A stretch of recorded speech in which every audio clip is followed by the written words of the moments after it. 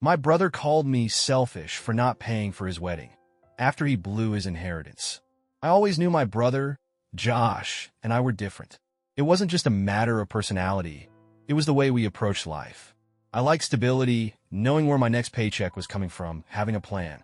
Josh, on the other hand, lived in the moment, never looking further than the next thrill. That difference had never been more obvious than when our parents passed away. It happened so fast. One moment, they were just there. The next, they were gone, ripped away in a car accident that no one saw coming. The funeral felt like a blur. A series of faces I barely recognized, murmured condolences, and a strange, hollow feeling that sat deep in my chest. Josh and I stood side by side, two men in suits that didn't quite fit right, both trying to process the loss in our own ways. He cried more than I did. I handled everything, the calls, the paperwork, the estate. He drank a little too much at the wake and disappeared for a few hours. That was Josh. I didn't judge him for it. We all grieved differently. But grief wasn't the only thing we inherited. When our parents' will was read, we each received $250,000. A life-changing amount of money. Not enough to make us rich, but enough to build something with. Enough to set us up for the future. I was careful with mine. I set aside money for investments, put a down payment on a small but comfortable home, and kept the rest for emergencies. I kept working, kept my head down, and tried to move forward. Josh spent his like he had won the lottery. First, there was a sports car, a brand new, fully loaded, top-of-the-line vehicle that cost nearly six figures. He didn't even blink when he bought it, smiling like a kid on Christmas morning. "Gotta live a little, right?" he said, running his hands over the leather seats. Then came the vacations. Europe, the Maldives, a few wild weekends in Vegas. He flooded his Instagram with pictures. Him on a yacht, him in a five-star hotel, him at some exclusive nightclub, surrounded by people who barely knew his name. He treated his friends like royalty, covering tabs, buying bottle service, handing out expensive gifts. He wasn't just living, he was performing, playing the part of the guy who had it all. I tried to warn him. "Josh, maybe slow down a bit." I told him one night when he invited me out for drinks. "That money isn't infinite." He laughed, tossing back a whiskey. "Dude, money comes and goes. I'm not going to be one of those losers who hoards it for some rainy day that never comes. It's not about hoarding. It's about being smart." Josh rolled his eyes. Smart is just another word for boring. I let it go. And then 2 years later, he was broke. I didn't hear from him as much during that time. His calls became less frequent. His social media posts stopped. The big spender, the guy who was always buying rounds and booking flights, had disappeared. I had my suspicions, but I didn't push. Then one day he showed up at my house. It was a Saturday afternoon. I was in the middle of fixing up a shelf in my office when I heard the knock. Josh stood there, hands in his pockets, looking uncomfortable. "Hey man," he said. "Josh, haven't seen you in a while." "Yeah, I know. Been busy." I stepped aside, letting him in. He glanced around my house, a simple, modest place. Nothing flashy, nothing extravagant. His expression was hard to read. We sat down in the kitchen. He tapped his fingers on the table, hesitating, like he wasn't sure how to start. Finally, he sighed. "I need a favor." I leaned back in my chair, already feeling a sense of unease. "What kind of favor?" Josh exhaled sharply, as if he'd been holding his breath. "I'm getting married." I blinked. "Seriously?" He nodded, forcing a smile. "Yeah, we've been together for a while. I didn't really tell you about her before, because, things were hectic. But she's amazing, and we want to have a big wedding." I studied him carefully. There was something about the way he said it, like he was working up to something. "Congratulations, so, what's the favor?" I asked. Josh said, "Weddings are expensive." "There it is. And you want me to help pay for it." I finished for him. He gave a small, awkward laugh. "I mean, you have the money." I set my hands on the table, choosing my next words carefully. "Josh, we got the same inheritance." "I know," he said quickly, "but things happen, man. Life happens." I stared at him. "Josh, you blew through $250,000. He waved a hand dismissively. "Yeah, but it's not like I wasted it. I made memories. I lived." Then I said, "So, let me get this straight. You spent everything you had on trips and cars and parties. And now that you're out of money, you want me to cover your wedding?" Josh frowned, like I was the unreasonable one. Dude, it's not like I'm asking you to hand over all your money. Just help out a little. Family helps family. Family also makes responsible choices. I shot back. You had the same opportunity one did. His face darkened. Jesus, you sound just like mom and dad. Always acting like you're better than me. That hit a nerve. The tension in the room was palpable as I held my ground, my voice even but firm. This wasn't about being superior. It was about responsibility. Josh had made his choices, spent his money as he pleased, and now he had to face the fallout. Josh clenched his jaw, his hands curling into fists. I can't believe this. You're seriously going to sit there in your nice little house, with your nice little savings, and tell me you can't help your own brother? I leaned forward. It's not that I can't, Josh. It's that I won't. He stood up abruptly, his chair scraping against the floor. Wow. Unbelievable. You know what? Forget it. I don't need your damn money. Without another word, he grabbed his jacket and stormed out. I sat there for a long time after he left, staring at the empty chair across from me, wondering if that was the last real conversation we'd ever have. I thought that would be the end of it. After Josh stormed out, I tried to push the whole thing out of my mind. But silence has a way of lingering, and even though I knew I had done the right thing, the weight of our conversation stuck with me. That night, I barely slept. Every time I closed my eyes, I kept replaying the look on his face. Anger, betrayal, frustration. He truly believed I was in the wrong, that I was being selfish. But that wasn't my burden to carry. He made his choices. I wasn't responsible for fixing them. By morning, I had 6 missed calls from him. I hesitated before calling back, already bracing for the guilt trip. The moment he picked up, his voice was sharp, accusing. He threw words like abandoning and turning my back on family, as if I had personally driven him into financial ruin. I tried to explain that this wasn't about punishing him, but about responsibility, his, not mine. He dismissed that completely, insisting that I was just hoarding money while he was struggling. When I reminded him that I had already helped him countless times in the past, he brushed it off like it didn't count. Then he dropped something unexpected. Emily was pregnant. That gave me pause. For the first time in the entire conversation, he sounded uncertain, even vulnerable. He wasn't just trying to fund a wedding. He was trying to build a future for his family. I wanted to feel bad for him. I really did, but at the end of the day, it didn't change anything. Plenty of people had kids without expecting their siblings to foot the bill. When I told him I still couldn't help, the frustration in his voice turned into quiet disbelief. Then came the bitterness, the sarcastic remark about how I clearly saw him as nothing more than a screw-up. And before I could say another word, he hung up. Josh wasn't done fighting this battle. He just changed tactics. Over the next week, I started hearing from other people. First, Aunt Lisa called, her voice as warm as ever, but laced with careful guilt-tripping. She said she knew Josh had made mistakes, but she assured me he was trying to turn things around. He just needed a little help. When I asked if he had told her how he spent his inheritance, she hesitated. And when I pointed out that I had bailed him out multiple times before, she fell uncomfortably silent. Then came the text from his girlfriend, Emily. She was more emotional, talking about how much she loved Josh and how he was going to be a great father. She wasn't pushy, but the message was clear. She wanted me to reconsider. Not long after, Uncle Mark called. Unlike Lisa and Emily, he didn't sugarcoat things. He went straight to the point, saying Josh was in a tough spot and embarrassed to ask for help.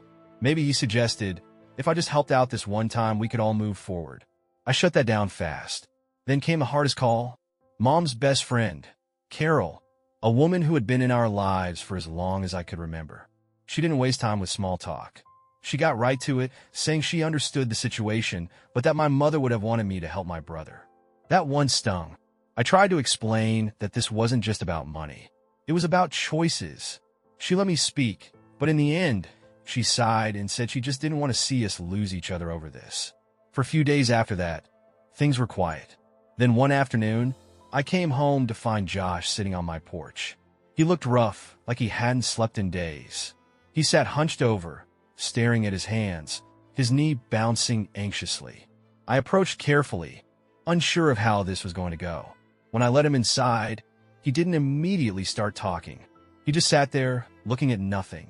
Eventually, he admitted that he shouldn't have asked for money. More than that, He shouldn't have sent everyone after me. He didn't apologize outright, but the way he spoke, the way his voice cracked when he admitted how hard things had gotten, said more than any apology could. For the first time, he acknowledged how badly he had screwed up. He had thought he could bounce back quickly, but now he realized how deep of a hole he had dug himself into. I watched him carefully, weighing my next words. I told him the truth. I wasn't going to give him money. That was never going to happen. But if he really wanted to turn things around, I would help him figure it out. His head snapped up, eyes narrowing in confusion. I clarified that I'd help him go over his finances, come up with a plan, figure out how to actually move forward. But he had to put in the work. For a moment, he just stared at me, like he didn't believe what I was saying. Then finally he nodded. Maybe, just maybe, this time he was ready to listen. Josh had always been reckless, but I never thought he would go this far.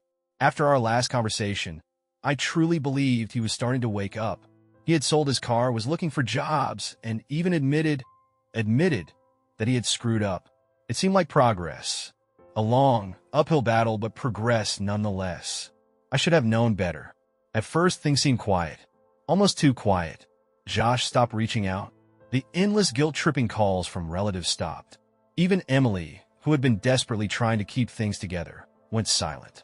I figured he was busy, focused on job hunting, maybe even accepting responsibility for once in his life. Then little things started happening. One day, I got a fraud alert from my bank. A few failed login attempts from an unrecognized device. I brushed it off, probably some random hacker. I reset my password and moved on. A week later, I got a credit card application rejection in the mail. That was odd. I hadn't applied for any new credit. When I called the bank, they confirmed it had been submitted under my name with my social security number. Panic set in. I immediately froze my credit and checked my accounts. Nothing seemed out of place, but I had this sinking feeling in my gut, a feeling I couldn't shake. Then, one night, Emily called me. Her voice was shaky, almost scared. "I don't know what to do," she whispered. I could hear Josh yelling in the background. Emily showed up at my house that night, eyes red and swollen from crying. She looked exhausted, like she hadn't slept in days. The moment she sat down, she let everything spill. Josh hadn't changed at all. He had lied about looking for jobs. Instead, he had been gambling, desperately trying to win back the money he lost. When he ran out of cash, he took out loans. When that wasn't enough, he started stealing. Not from strangers. From me. That credit card application? Josh had submitted it. He had tried to open multiple accounts under my name, but because of my solid credit history, the banks had flagged it as suspicious. And the worst part? He had access to my personal information. At some point, God knows when, Josh had stolen a copy of my social security number. Maybe from an old document at our parents' house. Maybe from a time he had borrowed my wallet. However he got it, it was clear Josh was willing to rob me blind to fix his own mistakes. Emily had only found out by accident. She saw emails from loan companies, notifications from banks, and confronted him. That's when he snapped, screaming at her, blaming me for everything. He claimed I had forced him into this, that if I had just helped him in the first place, he wouldn't have had to do this. I sat there, staring at Emily as she sobbed into her hands, and something inside me just broke. I should have been furious. I should have exploded, punched a hole in the wall, done something. But instead, I just felt cold. The next day, I went straight to Josh's apartment. He opened the door, eyes bloodshot, looking like hell. He didn't seem surprised to see me. He just sighed, rubbing his face like this was some minor inconvenience. I stepped inside, locking eyes with him. "You stole from me." My voice was flat, emotionless. Josh scoffed. "Don't be so dramatic. I was going to pay you back." I almost laughed. Almost. "Josh, you try to open credit in my name. That's not borrowing. That's identity theft." He shrugged like it was nothing. "Yeah? And what are you going to do about it?" Something in the way he said it sent a chill down my spine. That's when I realized he wasn't sorry. Not even a little bit. He had no remorse. I said, "Emily left you." That got a reaction. His face twitched, but he covered it with a smirk. "She'll come back." "She won't." Josh scoffed, shaking his head. "Oh, please. You think you know everything? You think you're better than me?" "No," I said quietly. "But I know what happens next." He leaned against the wall, arms crossed, waiting for me to continue. So I told him. I told him that I had already spoken to a lawyer. And if he doesn't stop, I'll report him for fraud. And then a full investigation will begin. And the moment those words left my mouth, Josh's whole demeanor shifted. The cocky smirk vanished. His arms dropped to his sides. His breathing picked up. Wait, you're really going to do this? I just stared at him. And for the first time in his life, Josh finally understood. Josh tried to backpedal. He started rambling, talking fast, trying to make excuses. He claimed he was desperate, that he never actually stole anything, that he was just borrowing my identity to get a leg up. After that last conversation with Josh, things settled into an eerie silence. For weeks, I waited for something, for another desperate attempt, for an angry voicemail, for a last-ditch effort to shift the blame onto me. But nothing came. Josh stopped. He didn't call. He didn't try to apologize. He didn't even lash out the way I had half expected him to. He simply disappeared. His so-called friends vanished. And our family, even Aunt Lisa and Uncle Mark, the ones who had begged me to help him, were horrified by what he had done. A few months later, I heard through Emily that he had moved out of state. She wasn't sure where, and she didn't care. She didn't reach out to Josh, didn't try to track him down. Whatever love she had for him had been buried beneath the weight of his mistakes, and there was no digging it back up. She had started over, gotten a new job, moved in with a friend. She had finally accepted what I had. Josh wasn't going to change. It was strange, knowing he was out there somewhere, existing in a life completely separate from mine. For the first time in our lives, there was nothing tying us together anymore. And I was okay with that. I thought a lot about whether I would ever see him again. Would he show up at my door one day, looking for help? Would I run into him randomly, both of us older, different, pretending the past didn't happen? Would there be some moment, years down the road, where we sat across from each other, two estranged brothers trying to rebuild something from the ruins? I don't know. But I do know that if that moment ever comes, Josh will have to be the one to reach out. And even if he does, I don't know if I'll answer. I had spent years trying, giving him chances, making excuses, hoping that one day he would wake up and see what he was doing to himself. But some people don't want to be saved. Some people would rather burn every bridge and blame the ashes on someone else. And that's exactly what Josh did. I used to think that no matter what happened, no matter how bad things got, Josh would always be my brother. Now, Josh was just another mistake I had to walk away from.